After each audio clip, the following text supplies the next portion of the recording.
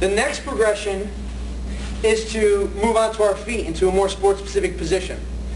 All right, it's really, we're going to get in a universal athletic position with our feet just a little bit wider than shoulder width. Now, all we've done here is really included the lower leg. The action of our hips in sequence between the hips and the upper body is exactly the same. I start with my hips back, loaded, and my hands back. I explode the hips forward, okay, rotating this back hip toward the wall, getting movement toward the wall, and rotating this back hip toward the wall. My hands then follow, exploding in a straight line into the wall. Okay, again, what I'm trying to prevent is this too much rotation, really, and early rotation of the upper body and the hands getting away from my body this way. This shift forward into the wall, toward the wall, with my hands exploding in a straight line is really, really important regardless of the athlete that you're working, whether it's a softball pitcher or a baseball outfielder, okay, who's working on improving their power for the hitting. Okay, so that exercise is going to look like this. Hips back, hands back, explode that back hip, jump out of the back hip, explode into the wall. Again, this is a progression to improve the utilization of the lower body into a rotational in a rotational movement. The one obvious technical flaw here is the vertical translation of my head. And in hitting especially, the head has to stay quiet.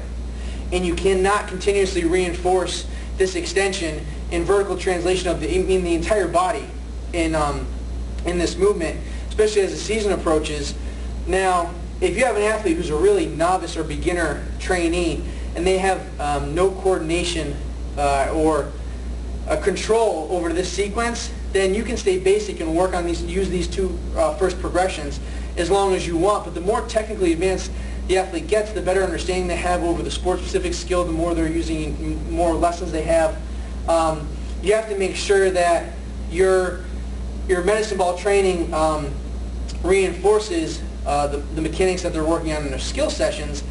The simplest cue here is just to keep the head dead quiet. Okay, this is one thing that we're looking to maintain. All right, keep the head quiet, keep the head level. If you're a coach, make sure their head stays really, really quiet. You shouldn't see a lot of vertical translation, meaning my head goes up, my head goes down, my head comes up, my head goes down, my head comes up. Keep the head quiet. Let the body move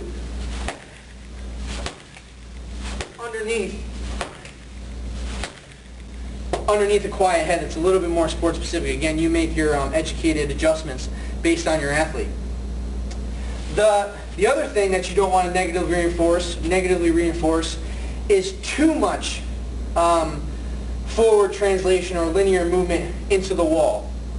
Okay, now I said at the beginning of the video that it's something that we need to appreciate and that your athlete needs to understand that rotational movements and rotational power are a combination of linear movement this way from my back leg to my front leg and rotation of my pelvis and torso, or my torso, okay, in between my feet.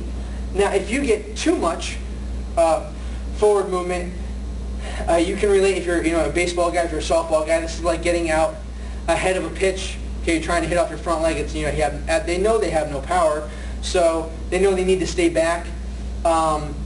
With windmill pitchers, okay, the worst thing that they can do, all right, is to be too far out in front, okay, and not be able to control their body and stay behind that front leg, nice and tall and vertically stacked.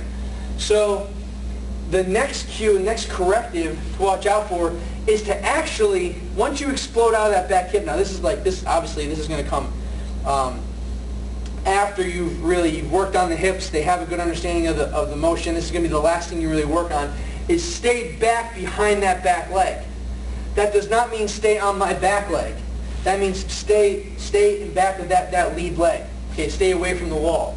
So if I'm doing this exercise, at release, I'm looking to stay back, away from the wall, and not continue my upper body forward. A bad example would look like this, where I'm really getting my upper body going. It looks like a great exercise, but it's not sport specific and it's negatively reinforcing bad habits. Okay, this is a hitter chasing after everything. This is a windmill pitcher staying too far out in front. Okay, To correct that, this hip, or you have to stay super strong behind this lead leg and stay away from the wall. There has to be a given distance. You can get really close to the wall, okay, and work on this exercise now. Okay? This is going to prevent them from shifting too far into the wall. Hips back, hips through.